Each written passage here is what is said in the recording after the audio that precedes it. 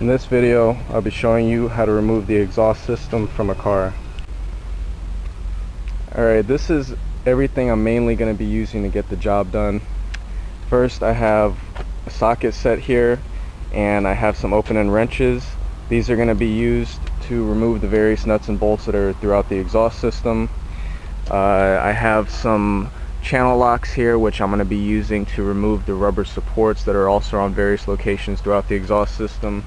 The silicone spray could also be used if you have trouble getting off the rubber mounts. It can assist in helping them to slide off their brackets. I have some clear safety glasses here. I highly recommend using some form of eye protection when you're working under the car, because it's very likely that things will fall down from the car and could possibly get into your eyes. I have some anti-seize lubricant here.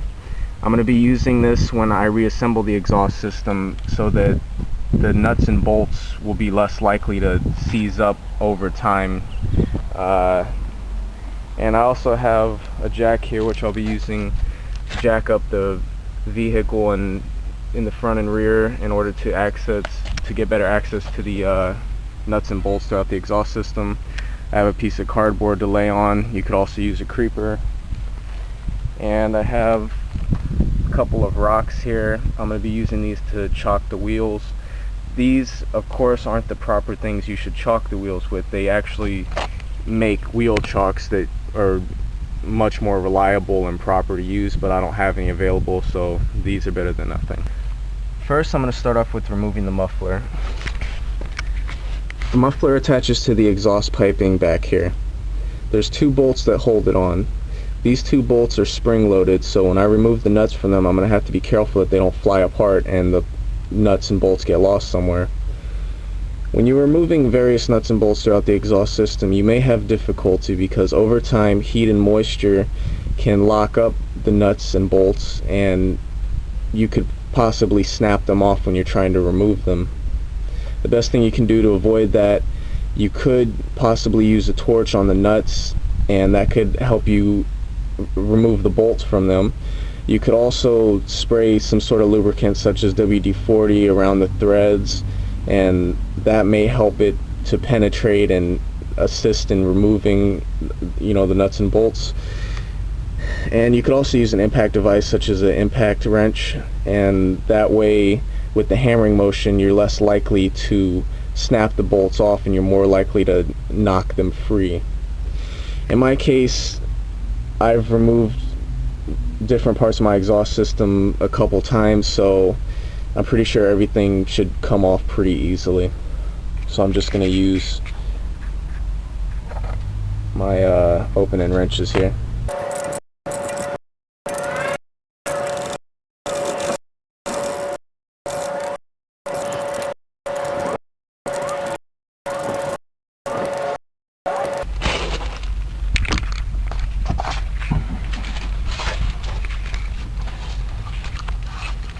Alright, now I'm going to remove these rubber supports here.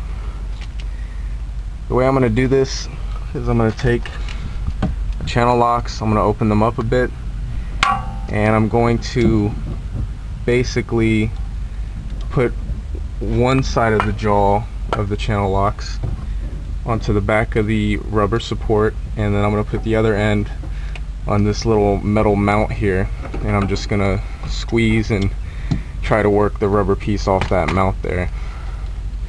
And if you're having trouble doing this, you could also take the silicone spray, and if you have one of the little straws that go with it, you could attach it and you can just spray it up in there between the rubber and the mount to help assist with removing it.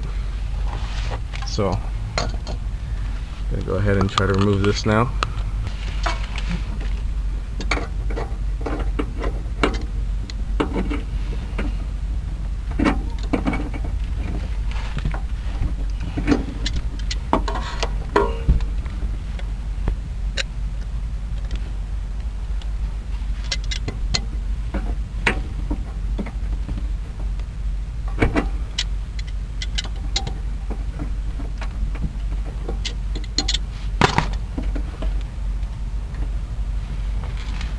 Alright, that one's about ready to come off.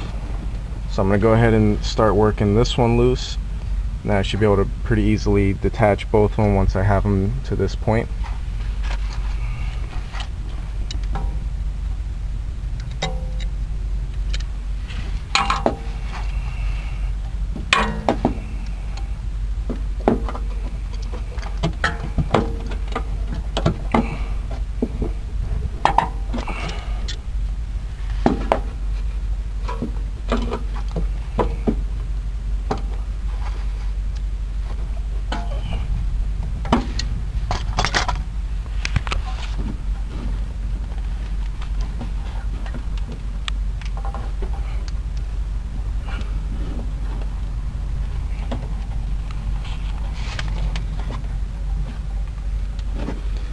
Alright, now they're both ready to remove, so I'm going to go ahead and just support the muffler with my hand,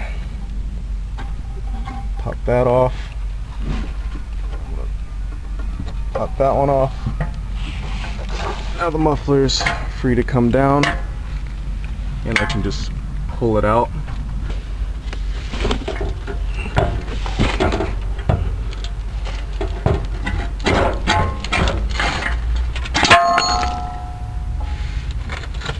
Alright, now it's loose.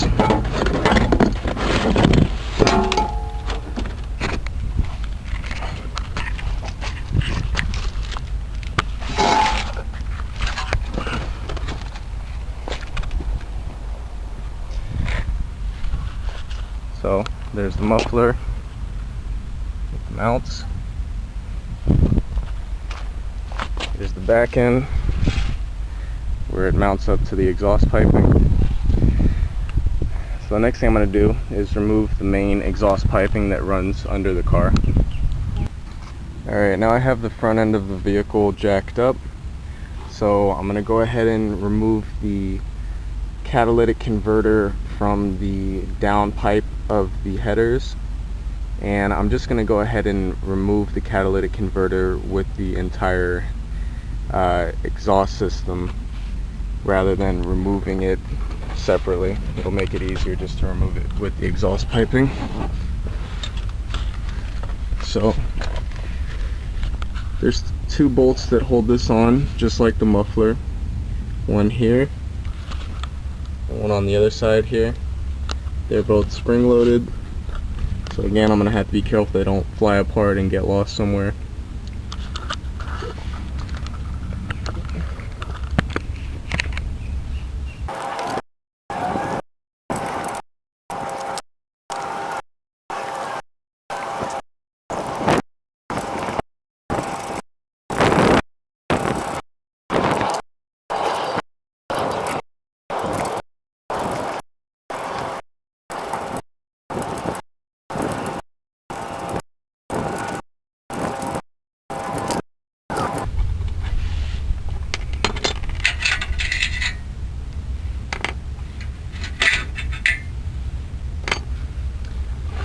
Alright, now the catalytic converter is free from the down piping, so I'm going to go ahead and remove all the exhaust piping that goes under the car here.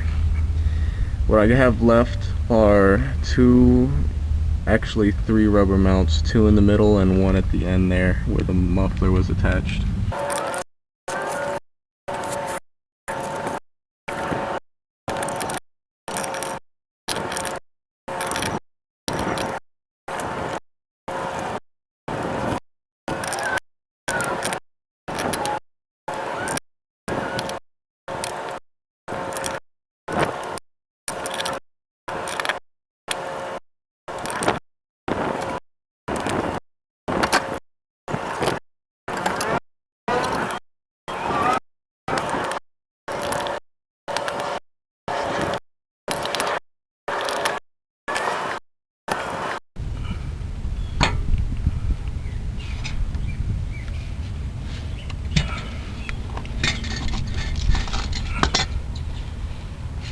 Alright, there's one last mount at the back I have to remove, and then the exhaust piping will be free. And this exhaust piping can be pretty heavy. Mine's isn't too bad, but it has some weight to it, so you have to be especially careful that it doesn't fall on you while you're trying to remove it. Try to stay out from under it and remove it slowly, and make sure you have a grip on it.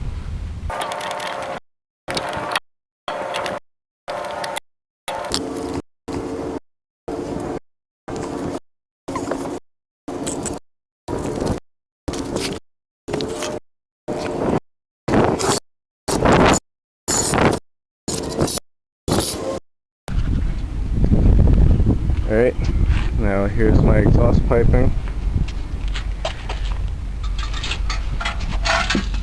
This is the reason I removed mine. I have a crack here that I'm going to be welding.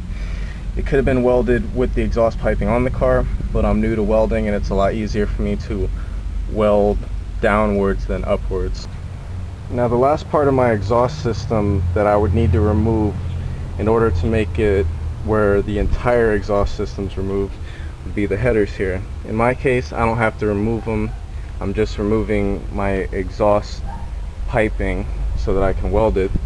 But if you do need to remove your headers, what you can do is I would first recommend disconnecting the exhaust piping from the downpipe of the headers here, which of course my exhaust piping's already gone, so that's done. Then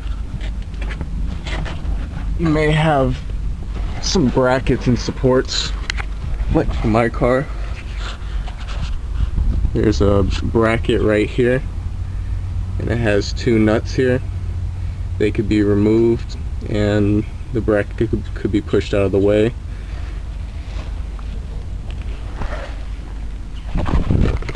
And then if you wanted to, if your headers and your downpipe are two separate parts, like on my car, they can be unbolted from each other. Mine has 3 nuts that lock it on here.